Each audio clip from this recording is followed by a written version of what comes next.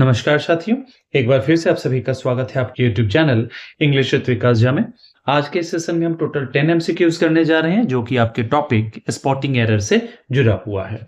तो वीडियो के अंत तक बने रहिएगा ताकि आपको मैक्सिमम बेनिफिट मिल सके, इन सेंस कि आप हर कॉन्सेप्ट्स को समझ सकें और आपके आगामी परीक्षाओं में आप बेहतर प्रदर्शन कर सकें। तो चलिए आज के सेशन की शुरुआत करते हैं। और पहले क्वेश्चन में आपसे पूछा गया है कि यहाँ पे जो एक सेंटेंस लिखा गया है इसमें आखिर कौन सा वो पार्ट है जिसमें कि कोई गलती है। ठीक है ना, ये तो हमारा है, कोई एरर नहीं है इसमें।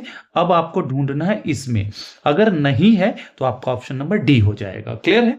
पढ़ते हैं। सबसे पहले कहता है he is one of the students who has completed the project on time। ये हमारा पूरा सेंटेंस हुआ। अब किस पार्ट में गलती है इसका आपको चयन करना है। देखते हैं, कहता है ये हमारा who है जो कि एक रिलेटिव प्रोनाउन होता है और रिलेटिव प्रोनाउन का अपना कोई नंबर नहीं होता है। अब कहेंगे कि सर इसका नंबर नहीं होता है तो इसके आगे आपने वर्ब कैसे यूज कर दिया, ये कैसे निर्धारित होगा। आप देखेंगे कि रिलेटिव प्रोनाउन से ठीक पहले जो प्रयुक्त होता है नाउन या प्रोनाउन जो कि यहां है, ये निर्धारित करता है इसका नंबर। और यहां देख रहे हैं कि प्लूरल है अर्थात हु जो है ये प्लूरल में हो गया, सब्जेक्टिव केस है। अब देखेंगे प्लूरल जैसे हुआ तो हमको क्या करना पड़ेगा, प्लूरल वर्ब का चयन करना पड़ेगा। अर्थात हैव आना चाहिए था, नहीं है, जिस कारण से इस पार्ट में आप देखेंगे कि गलती है। क्लियर है? अर्थात ऑप्शन नंबर ए जो आपका है करेक्ट आंसर हो जाएगा। चलिए नेक्स्ट क्वेश्चन की तरफ बढ़ते हैं। नेक्स्ट हमारा कहता है neither the teacher not the students was present in the meeting. अब देखेंगे यहाँ पे कॉन्सेप्ट आएगा यदि दो सब्जेक्ट नीदर नॉर से जुड़े हुए हों, ठीक है, एक आ जाएगा नीदर के बाद, एक आ जाएगा नॉर के बाद, तो आने वाला जो वर्ब होता है ना वो अपने सबसे निकटतम सब्जेक्ट को फॉलो करता है, मतलब उसके नंबर के अकॉर्डिंग हम यहाँ वर्ब का चयन करते हैं। अर्थात यहां देख रहे हैं कि ये हमारा प्लूरल है जिस कारण से हमें प्लूरल वर्ब की आवश्यकता होगी, लेकिन यहाँ क्या है, यहाँ है सिंगुलर, अर्थात इस पार्ट में देखेंगे कि कोई गलती है। क्लियर है? चलिए नेक्स्ट की ओर बढ़ते हैं। नेक्स्ट हमारा कहता है she is senior than me in experience and knowledge. यहां पे कहा गया है कि वह जो है मुझसे ज्यादा बड़ी है, किस चीज में, एक्सपीरियंस में भी और नॉलेज में भी। अब आपको ढूंढना है कि किस पार्ट में कोई गलती है। क्लियर है? तो अब यहां सीखेंगे कि हमारा एक वर्ड है senior, junior, interior, exterior, outerior, prefer, prior. इन सब के बाद हम क्या करते हैं, टू का प्रयोग करते हैं, ना कि देन का। अर्थात देखेंगे यहां टू का प्रयोग होना चाहिए था और जिस कारण से आपके पार्टी में क्या है कि कोई एरर है। क्लियर है? चलिए नेक्स्ट की ओर बढ़ते हैं। नेक्स्ट हमारा कहता है identify the part of the sentence that contains an error. अब आपको क्या करना है कि एक ऐसे पार्ट का चयन करना है जिसमें कि कोई गलती है। क्लियर है? कहता है each of the players have submitted there forms yesterday. अब यहां पे मैं थोड़ा सा करेक्शन करना चाहूंगा इसमें, इस चीज को आप दिमाग में बैठा लेंगे। सबसे पहले देखेंगे कि ईच, एवरी, आइदर, नाइदर, अगर ये आपके सब्जेक्ट पार्ट के साथ जुड़े हुए हैं, each, every, either, neither, clear है, तब देखेंगे कि क्या इनके जस्ट बाद हम देखेंगे सिंगुलर काउंटेबल नाउन का प्रयोग होता है और सिंगुलर वर्ब प्रयुक्त होता है।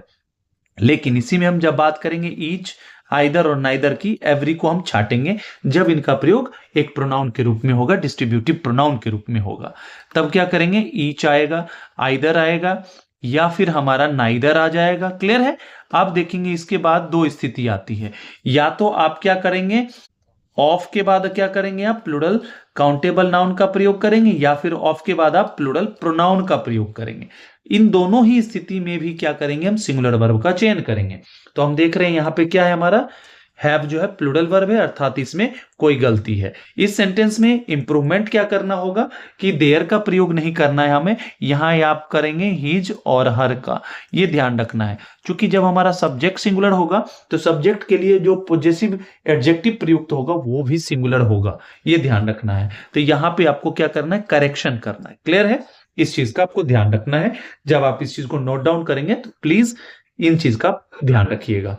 चलिए नेक्स्ट की ओर बढ़ते हैं। नेक्स्ट कहता है हमारा he did not know that how to solve the problem easily. अब आपको फाइंड आउट करना है कि क्या इस सेंटेंस में कोई गलती है।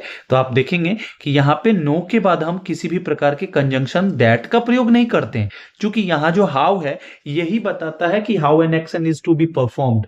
ठीक है ना? नो के बाद हम देखते हैं हाउ टू का प्रयोग करते हैं जब आपको 2+V1 का प्रयोग करना हो।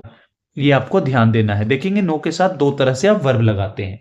एक होता है आपका जस्ट इसके बाद आप हाउ टू का प्रयोग करते हैं, जिसमें आप बताते हैं, मैनर की बात करते हैं कि इस एक्शन को कैसे परफॉर्म किया जाता है। क्लियर है, क्योंकि हमारा ये एडवर्ब ऑफ मैनर का कार्य करता है। और एक होता है कि वर्ब का चौथा फॉर्म आप यूज कर लेते हैं। यहां पे देखेंगे टू के बाद V1 का प्रयोग होगा, और अगर इस स्ट्रक्चर का प्रयोग नहीं करना चाहते तो डायरेक्ट वर्ब का चौथा रूप आ जाएगा। क्या हो जाएगा? He did not know solving the problem easily, ऐसा कर सकते हैं, या he did not know how to solve the problem easily. Easily qualify कर रहा है सॉल्व को, ठीक है ना, इस एक्शन को क्वालिफाई कर रहा है, जिसके कारण से ये एडवर्ब हो जाएगा।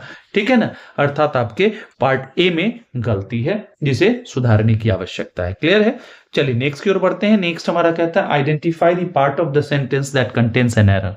फिर वही करना है आपको, आदत सी हो गई, बार बार पढ़ दे रहा हूं, कोई बात नहीं। कहता है she prefers coffee than tea in the morning daily. कहता है कि उसे डेली किस चीज को पसंद है, तो कहता है कॉफी पसंद है, किसके बजाय, तो टी के बजाय। ठीक है ना, अब देखना है कि किस पार्ट में गलती है। तो देखेंगे कि देन का प्रयोग हम नहीं करते हैं प्रीफर के साथ, हम किसका प्रयोग करते हैं, टू का प्रयोग करते हैं। हमने फर्स्ट क्वेश्चन में भी इसका डिस्कशन किया था। क्लियर है, अर्थात देखेंगे कि ऑप्शन नंबर ए जो है आपका ये करेक्ट हो जाएगा आंसर, जिसमें कि सुधार की आवश्यकता है।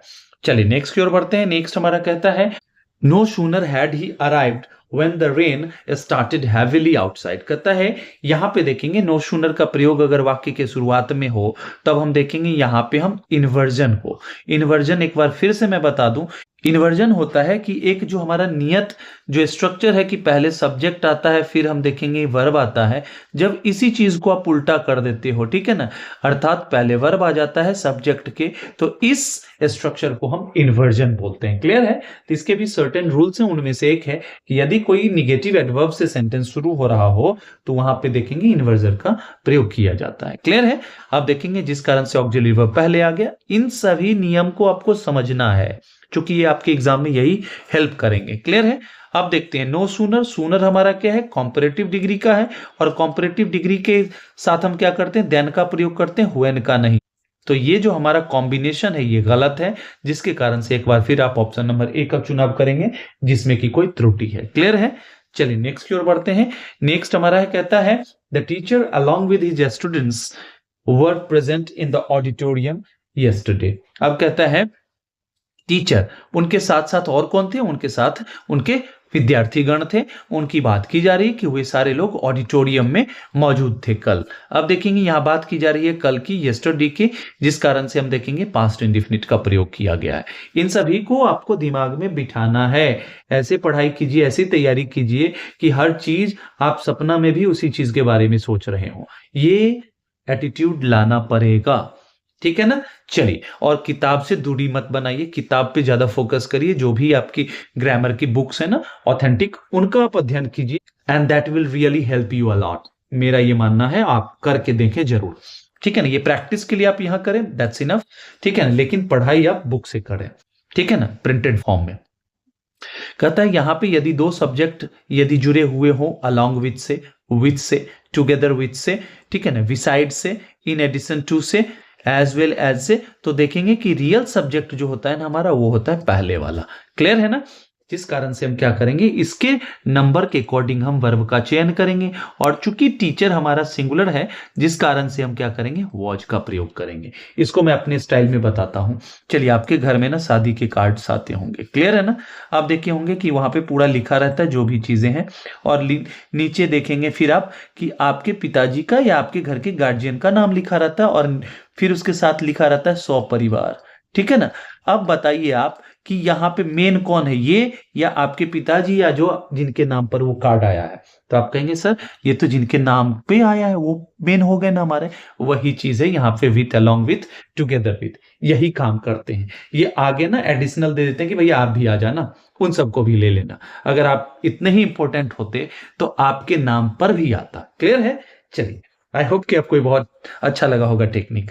चलिए नेक्स्ट की ओर बढ़ते हैं। कहता है she insisted to go there immediately by herself. अब यहां कहा गया है कि किस पार्ट में गलती है, तो देखेंगे इंसिस्ट जो है ना, इंसिस्ट अपने साथ क्या लेता है, एक फिक्स प्रीपोजिशन ऑन लेता है, और ऑन के बाद हम क्या करते हैं, जेरंड का प्रयोग करते हैं। वर्ब के चौथे रूप का प्रयोग यदि नाउन के रूप में हो तो that is called gerund. Clear है, जिसे हम वर्बल्स भी बोलते हैं, और कैसा, वर्बल नाउन के रूप में हम उसका प्रयोग करते हैं। क्लियर है, अर्थात क्या है, ऑप्शन नंबर ए जो है यहाँ पे, जिसमें कि कोई त्रुटि, यहाँ क्या होना चाहिए, ऑन गोइंग होना चाहिए।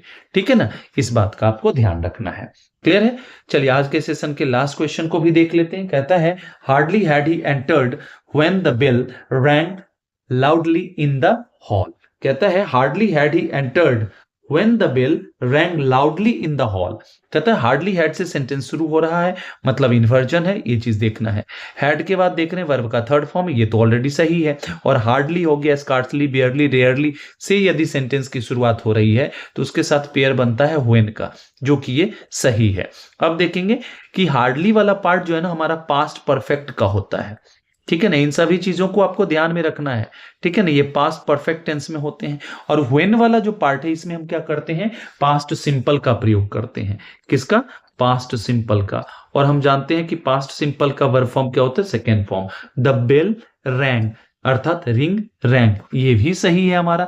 लाउडली बता रहा है कि भैया ये एक्शन किस तरह से हुआ, अर्थात ये एडवर्ब का कार्य कर रहा है, ये भी सही है। इन द हॉल, ये जगह बता रहा है कि कहां पे ये एक्शन हुआ, ये भी हमारा सही है। अर्थात ऑप्शन नंबर डी जो है आपका करेक्ट आंसर हो जाएगा, जिसमें किसी भी प्रकार की कोई त्रुटि नहीं है। क्लियर है, आई होप कि आपको सेशन बहुत ही मजेदार लगा होगा। अगर ऐसा है तो बस बने रहिए हमारे YouTube चैनल, आपके अपने YouTube चैनल इंग्लिश विद विकास झा में, और पढ़ते रहिए, खेलते रहिए, खिलखिलाते रहिए, सफलता प्राप्त करते रहिए। फिर मिलेंगे नेक्स्ट सेशन में। चलिए, till the time we meet next, happy learning and keep evolving. Thank you so much.